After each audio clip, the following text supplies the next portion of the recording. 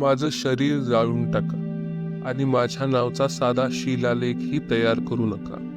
माझ्या अंत्ययात्रेत माझे हात मोकळेच सोडून द्या, म्हणजे जगाला समजेल विश्वविजयासाठी निघालेला महाराजा मेल्यानंतर 1 इंच सुद्धा जमीन बरोबर घेऊन जाऊ शकला नाही. हे शब्द होते मॅसेडोनियाचा महान शासक अलेक्झांडर द ग्रेट, ज्याला आपण आज सिकंदर म्हणूनही ओळखतो. 356 ईसा पूर्व आजपासून जवळजवळ 2400 वर्षांपूर्वी मॅसेडोनियाचा राजा फिलिप तृतीय याला एका पुत्ररत्नाची प्राप्ती झाली. तो होता सिकंदर. प्लुटॉर्च नावाचा एक कहाणीकार आपलं पुस्तक the life of Alexander the great मध्ये लिहितो, सिकंदर देखणा आणि सुंदर होता. त्याच्या दोन्ही डोळ्यांचा रंग वेगवेगळा होता. त्याच्या शरीरातून अत्तराचा एक तीव्र दर्प यायचा, त्यामुळे त्याच्या कपड्यांना सुद्धा सुगंधित वास यायचा.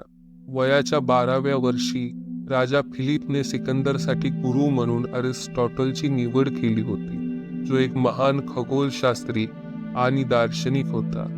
लहानपणापासूनच सिकंदरच्या मनात एका स्वप्नाने घर केलं होतं, स्वप्न ज्यामुळे तो जगाच्या पटलावर एक महान शासक म्हणून ओळखला गेला. स्वप्न जे त्याला भारत भूमीपर्यंत घेऊन आलं, आणि स्वप्न जे त्याच्या दुर्दैवी अंताचं कारण बनलं.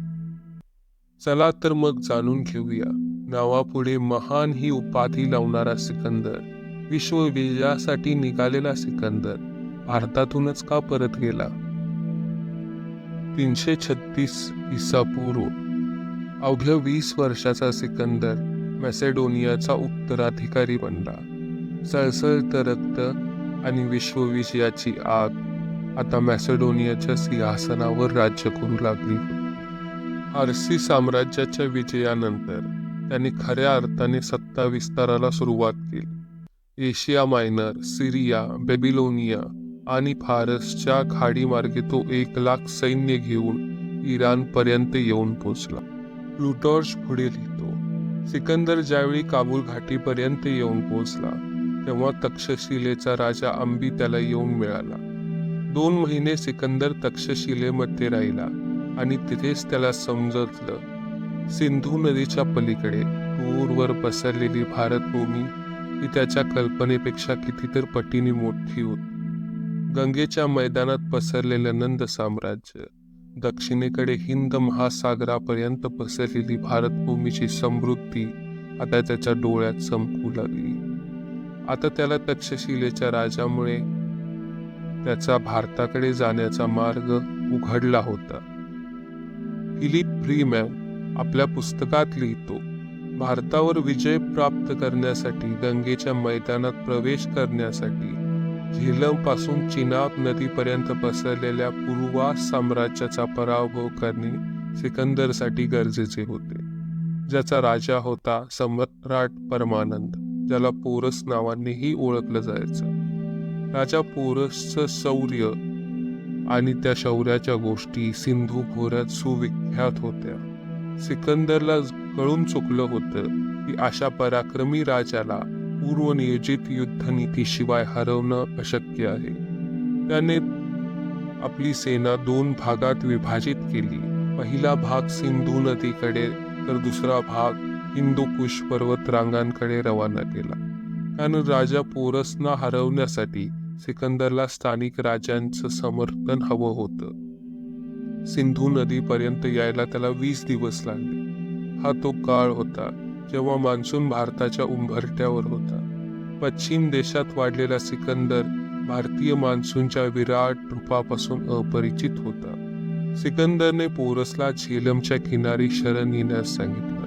आपल्या सैन्य शक्तीच्या ताकदीने सिकंदरला असा विश्वास होता की त्याच्या विश्वविजयाच्या स्वप्नात मध्ये येणारा पूर्वास तो सहजच पार करेल, पण त्याला माहीत नव्हतं त्याचा हा विश्वासच त्याच्या पराजयाचं कारण बनेल. राजा पोरसने शरण येण्यास नकार दिला आणि झेलमच्या किनारी युद्धासाठी आवाहन दिलं. 326 ईसा पूर्व झेलमच्या दोन्ही किनाऱ्यावर दोन विराट सेना एकमेकांच्या समोर उभ्या होत्या. राजा पोरसच्या सैन्यात अनेक मातब्बर हत्ती होते, जे खास युद्धासाठी प्रशिक्षित केले गेले होते. आता हळूहळू मान्सून ही आपला जोर पकडू लागला होता. सिकंदरच्या सेनेत अनेक तरबेज योद्धे होते आणि तलवारबाजही होते. सिकंदरची युद्धनीती सटीक आणि दूरदर्शी होती. त्याने राजा पोरसला दोन्ही बाजूने घेरण्याची योजना बनवली होती. सिकंदरची एक तुकडी पुढून तर एक तुकडी मागून राजा पोरसच्या सेनेवर चाल करून गेली आणि युद्धाला सुरुवात झाली. तलवारीवर तलवार खणकू लागली. अनेक घातक आणि विषारी बाण सैनिकांच्या शरीरांना भेदून पुढे जाऊ लागले. अनेक वीर योद्ध्यांच्या रक्ताने लाल होऊन झेलम खळखळून वाहत होते. पिसाळलेल्या हत्तीच्या किंकाळ्या आकाशात दूरवर पसरत होत्या. त्यांना उत्तर म्हणून नबाद गरजणाऱ्या विजा आणि पाऊस पृथ्वीवर अवतरत होते. सिकंदर ही आपल्या प्रिय घोड्यावर बसून युद्ध करत होता, ज्याचं नाव होतं बऊ कफेला, जो या अखंड विजय यात्रेत सिकंदर बरोबरच होता. सिकंदर घोड्यावर बसूनच राजा पोरसला युद्ध करताना पाहत होता आणि तोही राजा पोरसच्या वीरता आणि साहस यांना बघून चकित झाला. त्याने परत एकदा राजा पोरसना जीवनदाना बदल्यात हार स्वीकार करण्याचा प्रस्ताव पाठवला, पण राजा पोरसने त्याला स्पष्ट नकार दिला.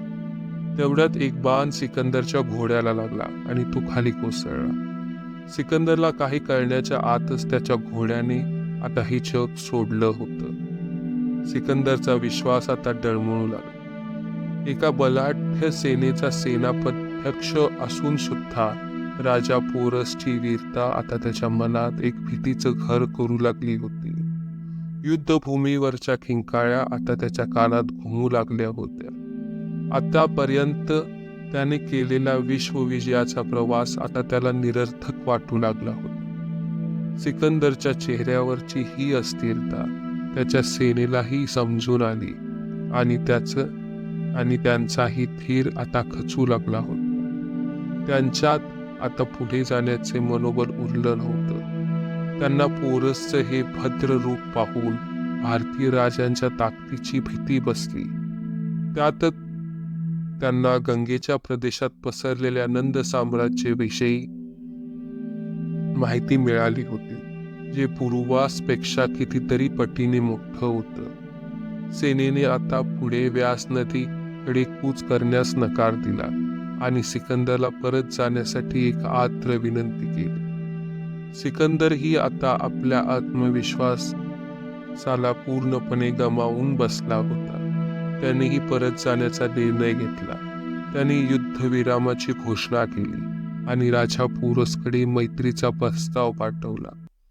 त्यात त्याने राजा पोरसच्या वीरतेचे आणि पराक्रमाचे कौतुकही केले आणि परत जाण्यासाठी आज्ञा मागितली. राजा पोरसने तो प्रस्ताव स्वीकार केला आणि मॅसेडोनिया पासून निघालेल्या सिकंदरच्या विजय यात्रेचा भारतभूमीत शेवट झाला. फिलिप फ्रीमॅन पुढे लिहितात, सिकंदर ज्यावेळी परत चालला होता तेव्हा त्याच्या डोळ्यात एक गहन शांतता होती. चेहऱ्यावर शांत आणि शून्य भाव घेऊन त्याने मागे वळून झेलमच्या पलीकडे क्षितिजापर्यंत पसरलेल्या भारताकडे पाहिलं. याच भारतभूमीत त्याला युद्धाच्या निरर्थकपणाचा बोध झाला होता आणि विश्वविजयासाठी निघालेला अलेक्झांडर भारतातूनच परत निघून गेला. आणि अशाप्रमाणे ज्या भूमीत अनेक संत महात्म्यांचा जन्म झाला, त्याग, अहिंसा सारख्या महान कल्पनांना जिने जन्म दिला, जिथल्या दर्शनशास्त्राने, अध्यात्माने, नीतिशास्त्राने गहनतेच्या उंच उंच शिखरांना स्पर्श केला, अशा भारतभूमीच्या इतिहासात हाही एक किस्सा कायमस्वरूपी जोडला गेला. धन्यवाद.